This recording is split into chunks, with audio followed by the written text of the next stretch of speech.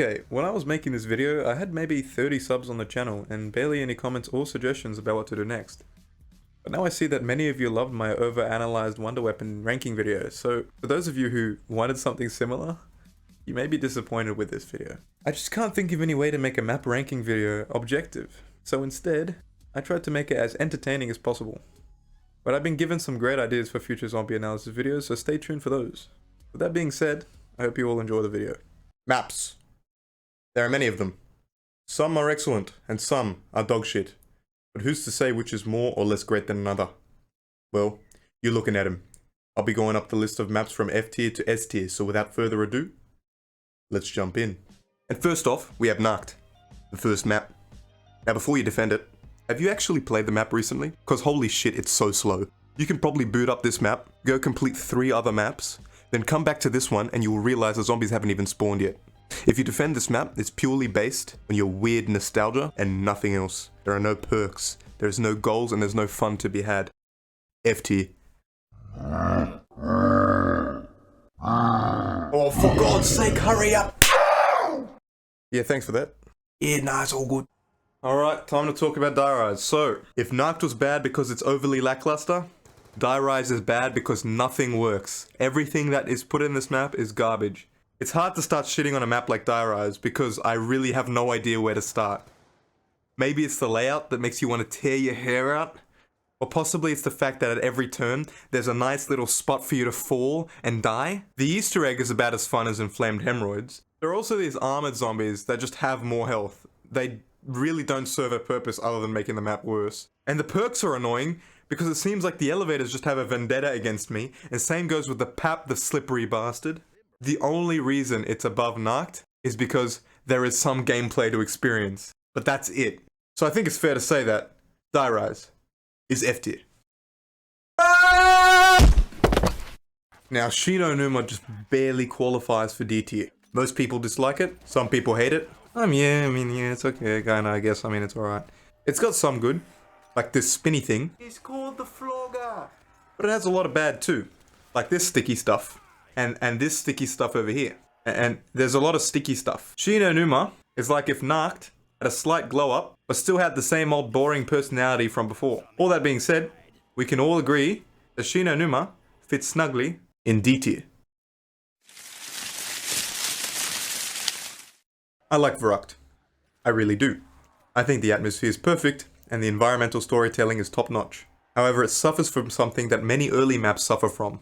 I'll call this affliction Nacht syndrome. Basically, Verruckt does not do much wrong, but its lack of content, such as, Pack-a-Punch and an Easter egg, does hinder its score on this list. You might be wondering, Stam, Die Rise has both, to which I would reply, it's Die Rise. Anyway, with all that being said, Verruckt has made its way to D tier.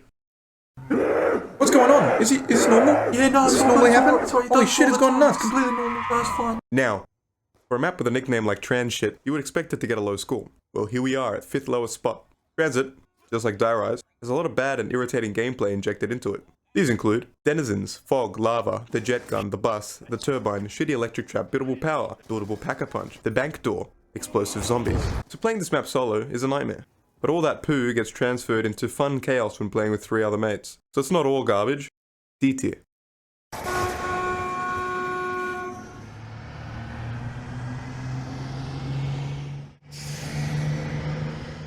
Alright, we're moving up in the world now, gents. We're in C tier. And what better map to kick things off than Nuketown? Isn't that mushroom cloud just amazing? Nuketown is a good map to hop into after a long day and just unwind. That being said, it's also really simple and small, so there isn't much content to experience. But then again, zombies isn't always about doing elaborate Easter eggs or doing a quest for some wonder weapon. Sometimes it's better to just let loose and have some fun. The perk system can get quite annoying. Basically every 5 rounds, a new perk crashes into the map from the sky, which I actually think is pretty hilarious because it's funny to think that the perks were launched into the air by the nuke and they're all just on their way down. I think its simplicity lends it the chance to be unfair, because not much progress is lost when you die. This increases its replay value in my opinion, and its spot on my list. C tier.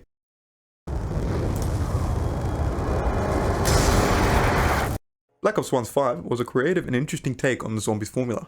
Playing as either Fidel Castro, Robert McNamara, Richard Nixon or JFK, you were tasked to survive the zombie hordes in an abandoned Pentagon. I thought the overall theme of the map was awesome. and it was challenging, which was a great change of pace from the previously released map Kino. The Winter's Howl is something that upsets me though. Those of you who have seen my Wonder Weapon ranking video know how much I despise this little shit. It's just, why would anyone ever use this thing? The Pentagon Thief, however, was actually a cool mini-boss. A teleporting deranged scientist named Yuri tries to steal your equipped weapon, which sounds pretty irritating on paper, but if you do manage to kill him before he takes your weapon, you'll get a unique drop, a bonfire sail, which makes the pap cost 80% less than it normally does. All in all, 5 thematically matches the BO1 aesthetic, and was a welcome addition to the Zombies map collection. C tier. Okay, I have a lot to say about Revelations. Firstly, Revelations to Zombies was like what Endgame was to the Avengers, only this was executed much more poorly. I mean, it was pretty cool that they brought back the classic maps, but it didn't take too long for the novelty to wear off, however. On the positive side, the Easter egg had some of the coolest shit I've ever seen in a video game, having plenty of content to experience solo or with friends. But even the Easter egg has severe issues. A great example being that when I was recording the footage for Rev, I couldn't complete the Easter egg because the damn summoning key decided to despawn itself as I was walking through a portal. This isn't just bad luck, it's practically a feature of the map because it seems like half the Easter egg steps are bugged. And the layout is so tiring, running back and forth through a portal and an apothecan's mouth just to pack a punch. I mean, it's alright for the first couple of times you do it, but after a while, moving through this map is just a bore. The Shadow Man boss fight was practically a reskin of the Shadows of Evil fight. That was a huge disappointment, but I think the Elemental Mangwa battle partly makes up for it. Revelations is a finale that ultimately falls short of what was anticipated. C tier. Ew. Zetsubou No Shima is the garden patch of BO3. I personally believe that it's a bit underrated by most of the community. But before I get to complimenting this map, I'm gonna shit on it for a bit. Okay, so my first complaint is the sheer amount of doors on this map. And not just doors, but expensive doors. Every time I start up some Zetsubou, it's just door. Door, door, door, door, door, door, door, door, door, door, door, door. It costs a whole 15,500 points to open up the map. Anyway, maybe you wanted to cultivate a garden patch to grow a plant that bears fruit that eerily resembles a carpenter power-up. I know I'm not alone in disliking the thrashers too. If maybe they gave at least 300 points for shooting the spores off it, I may want to see them from time to time. The final complaint is the fact that everything you need in the map needs to be collected and built. I get it for things like the wonder weapon and shields, but when they expect me to collect 2 buckets of water for power, collect parts for a gas mask, collect parts to drain the pack-a-punch, and collect and clean 4 skulls for the non-subway, could really hinder this map's replayability. Now for the compliments. The spider boss fight is a really cool way to win access to the upgraded KT4. And speaking of the KT4, it's gotta be one of the most fun wonder weapons to use, at least for me. I've killed zombies for countless hours with this thing and it's never gotten stale. Zetsubou and Rev are really close in my opinion, but the inexcusable bugs and unoriginality of Rev give Zetsubou the edge. C tier. The Riese is undeniably, without question, the best World at War map, and I don't think anyone will disagree with me on that.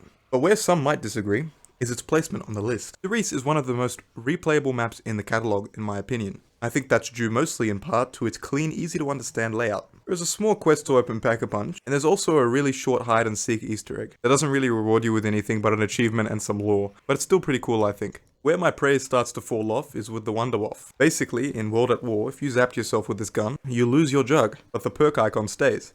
And I can't for the life of me understand why this wasn't patched back in the day. The BO1 port does fix this issue however, but for years we were stuck with this bug. The Riese is the first map on this list that qualifies for B tier.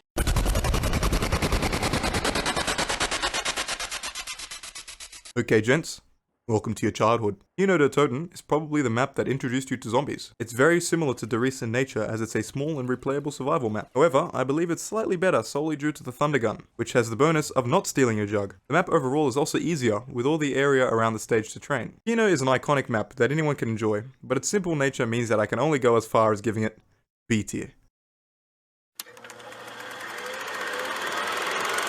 Another underrated map.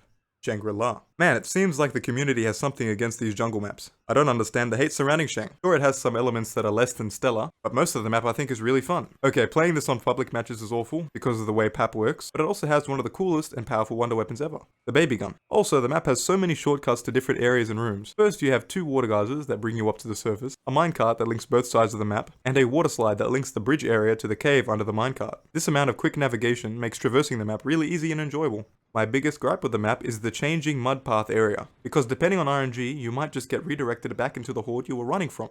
which is a really efficient way of lowering your life expectancy. The napalm zombie is slightly annoying, but it's nice that killing him leaves a mini fire trap on the floor that can help turn the round. The shrieker zombie is also a little bit of a nuisance, but similar to the napalm zombie, you can use it to your advantage, because if you kill it by shooting it in the head, all the surrounding zombies' heads will pop. Overall, Shang is a map that is criminally underrated, and in my eyes deserves B tier.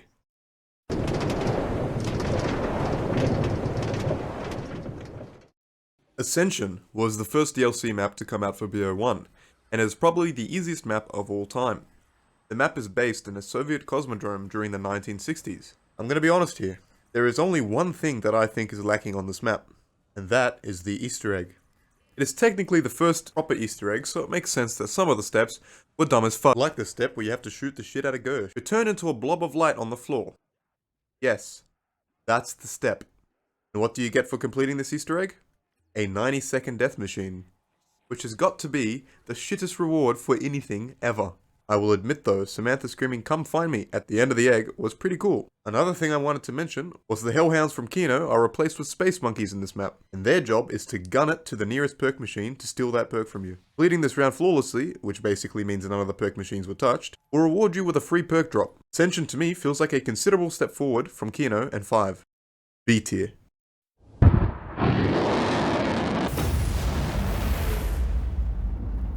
We have risen, boys. A tier is upon us. And so is Moon. Moon is my personal favourite map, but I had to be somewhat fair for this list, so I do recognise its problems. The first problem this map has is the 2 rotating perks at No Man's Land. There are not many things more frustrating than downing on Moon, just to teleport back to Earth to buy Jug, just to find that Speedcollar's ugly green face is staring right back at you. So now, you have to go all the way back to the Moon, wait for the teleporter to recharge, all while trying to survive, just so you can go back to Earth and buy Jug. Heaps of people like to target Moon's excavators when addressing its rank, but I really don't mind them. I believe they reward the player enough for preventing them from coming down. I will agree that the astronaut can be extremely obnoxious, what with him stealing your perks and all, but then again he is extremely slow and pretty easy to avoid. But I can mostly overlook these issues because this map just has so much good packed into it. First, you have the absolute coolest Easter egg ever, at least in my opinion. I personally don't think anything will top blowing up the Earth, and this time you're rewarded with every single perk in the map, and they even stay after being revived. Second, the hacker device was ahead of its time. What do I mean by that? Well, using the hacker, you can gift a box weapon to a teammate, donate points, remove unwanted perks, change power-ups to a max ammo drop, and much more. I say it was ahead of its time because these features were later implemented in future zombies games, like World War II and Cold War.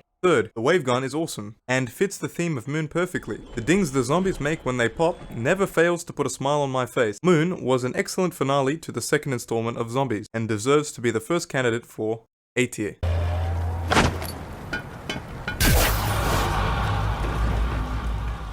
Call of the Dead is a beautiful map that finds the perfect balance of casual and challenging gameplay. The map is laid out so well and it never feels like you're running for ages trying to find a perk or a mystery box. The celebrity crew was really cool too, letting us play as Robert Englund, Sarah Michelle Gellar, Michael Rooker and Danny Trejo. But unfortunately this cast is a double-edged sword, because it feels like they always say the same 3 lines over and over again. The amount of times I've heard Michael Rooker yell, "I call bullshit on that, zombies don't run," has taken a toll on my mental health. The map comes with 2 wonder weapons, the VR11 and the Scavenger. Both kind of shit, but really fun. Especially the Scavenger. When paired with PhD, this has got to be my favorite wonder weapon of all time. The sound it makes and the effect it has on hordes is just spectacular. The map also introduced everybody's favorite perk to use as a punching bag, Deadshot. Basically, Deadshot's purpose is to lower the amount of perk slots you have by 1. In all seriousness, the perk does slightly tighten the player's hipfire accuracy, but it also makes knife lunges aim for the head for some reason, which can actually increase your chance of missing. Okay, back on track now. I gotta address the elephant in the room here, so I'm gonna rip the band-aid off quick. George Romero is a great addition to Call of the Dead. Yeah, you heard me. I'm sick of all these people clowning on George. He's perfectly balanced. He's slow, he does barely any damage for a mini-boss, and if you kill him, you get a free perk. You really don't want to see him? Just use the VR11 on him, and he'll dip. And as an added bonus, if you've completed the Easter egg, he also drops a Wonder Waff. Speaking of the Easter egg, I like it a lot. It's not too simple or overly complicated. It's a nice, smooth, casual ride beginning to end. The only real complaint I have with the map is the fog. It does nothing but make the map look like shit. I don't know why these devs love to insult our eyes with this stuff. Does anyone actually like fog? Call of the Dead is the best Black Ops 1 map in my opinion, and as such belongs in A tier. I don't think it's too outrageous for me to claim that Buried is the only good Victor's Crew map, and straight out of the gate it feels like a custom map. Look at this LSAT wallby. Surely I'm not the only one that thinks that about this map, right? It's just so different from all the other maps on the list. For one, you've got the chalk that lets you put your favorite wallbys where you want. Leroy is excellent because he has a list of cool things you can do for the player. These include holding the last zombie for you, pinning the mystery box in one location, opening up a portal from the courtyard outside the church to the hedge maze, gathering parts for buildables, killing zombies around the player, and he can even bring a turbine to you if you need it for the subsurface resonator. Side note, did you know that Leroy actually appears in BO3's Der Eisendrache in one of the paintings? Well, now you do. Anyway, moving on. Another thing that sets Buried apart from the other maps is the witch's house. If the lights are on, no zombies spawn in here, and instead these ghost women called witches float towards you. They're extremely weak, but if they touch you, they will snag 2,000 points right out of your pocket. For some weird reason, killing these guys replenishes both your grenades and your claymores if you have any, which is cool, I guess? Anyway, once you leave the house, the witches will follow you out and will stop spawning. Once the last witch is killed, it will drop a free perk drop. You can do this every 4 to 5 rounds. Exclusive to Buried is my personal favorite perk, Vulturade, which is overpowered and has more functions than a Pringles can. But the green gas is its most OP element. Basically, every now and then a zombie is spawned with this green gas radiating off of them. If you kill the zombie and stand in the gas, all the zombies on the map will lose you and start running away. The wonder weapon on the map is also really unique. The paralyzer not only has infinite ammo, but it can also grant the player flight, which can really easily grant you an easy escape from otherwise being cornered. Buried's high round strategy is grueling. Basically, you have to sit next to Jug with the paralyzer, a turbine, and the subsurface resonator, and wait until round 100 hits. Well, don't worry though, things do shake up when you have to periodically replace the turbine or resonator when they break. Peak gameplay. The Easter egg is also pretty crap in my opinion, but the 2 endings are a cool idea, so I can see why people like it. Buried is a diamond in the otherwise shit Victor story. A tier. Gentlemen, we've made it to the top 5 best maps on the list. A great example of what you can get when talented and hardworking developers snort a line of the devil's dandruff before their day at work. I don't know what the employees at Treyarch were on when creating this masterpiece, but I'm here for it. I can just imagine them in their boardroom. I got it. War-torn Stalingrad with dragons. What do you think? Ronnie?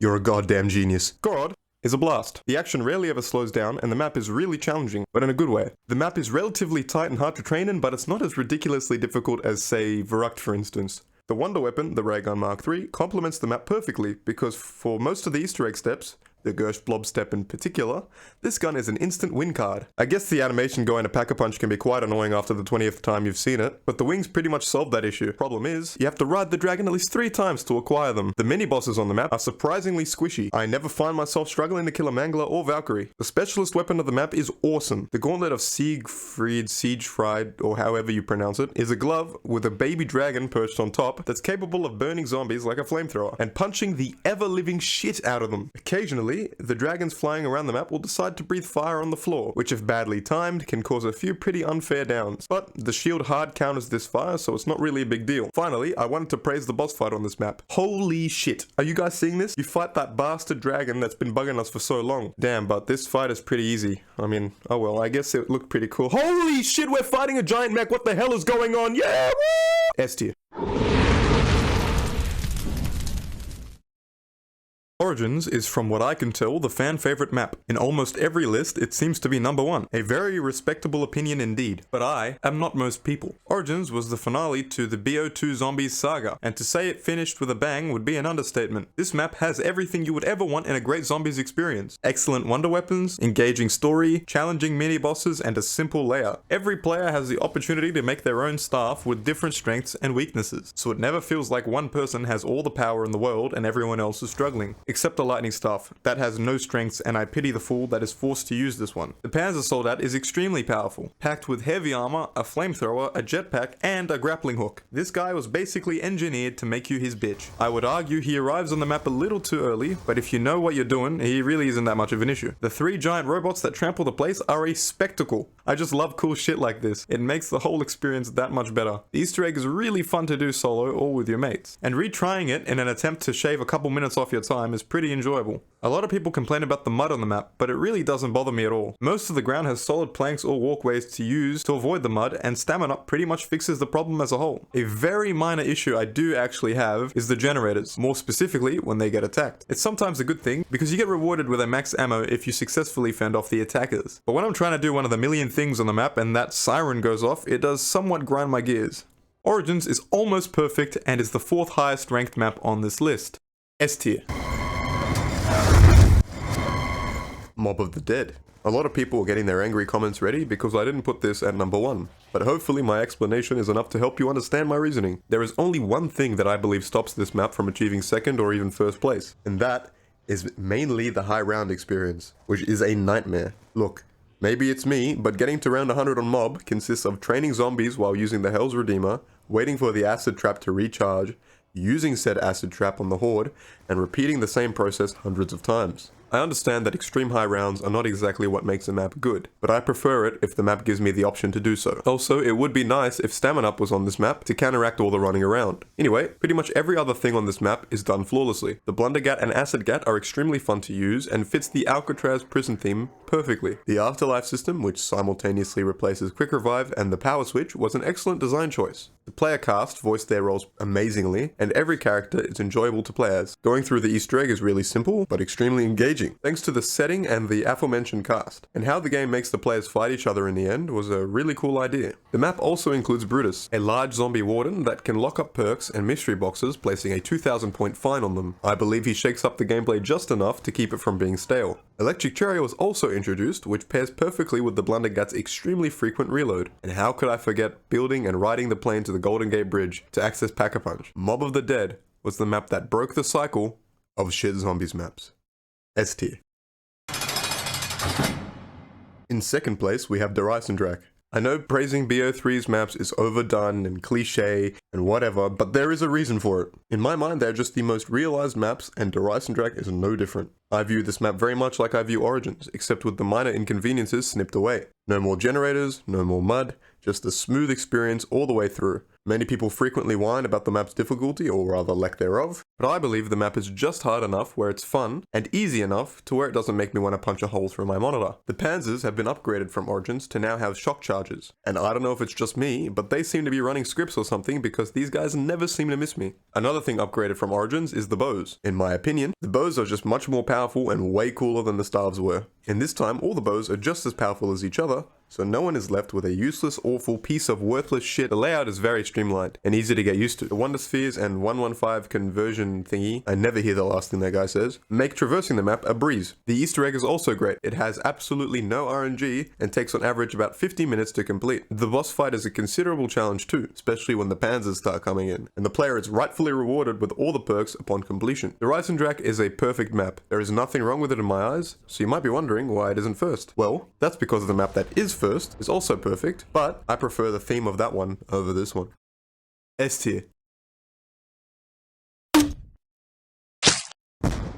This is it, boys. The MVP. The GOAT. Shadows of Evil has topped my map's tier list, and it's well deserved. I personally can't think of a single thing wrong with this map at all. The theme of the fictional Morgue City is fantastic, and when it's paired with that Lovecraftian sci-fi horror art style, it just keeps bringing me back for more. If DE to me is an upgrade to Origins, then Shadows is an upgrade to Mob. The new Beast Mode system is very reminiscent of the Afterlife from Mob, and it also re-explores the idea of characters being stuck in an inescapable purgatory. I love the setup too, using the Beast Mode to rope my way up and zap the boxes and bash the doors, getting better and better at it until I master the whole map. That satisfaction to me is unmatched. The mini-boss, the Magua, is also perfect, I think. He's slow, he packs a punch, and rewards the player with 1500 points for killing him. You also need him for the part to create the Apothecon Servant, which segues me perfectly to talk about this thing. It's easily the most potent wonder weapon of the lot, being able to spit out black holes that easily kill 2 hordes of zombies. This liquefier might be the best, but this, paired with alchemical, is a force to be reckoned with. The Easter egg also has no RNG, which is always a plus in my book, and every step, such as the rituals, the eggs, the sword upgrade, and the flags, feel integrated into the map perfectly. Shadows of Evil has won,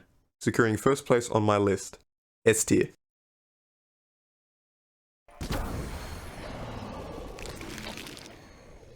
Okay, we made it. Of course this is all subjective, so many people are bound to disagree with me. But let's be honest, there was absolutely no way I could have made a list that everyone would agree with. I just hope that this video was fun to watch because it took a really, really long time to make. But most importantly, please feel free to let me know your thoughts below. I try my best to read every comment and reply to as many questions as I can. Seeing how much you guys liked my other videos was surreal, and I appreciate every single view. So thank you so much for sticking around, and of course, thanks for watching.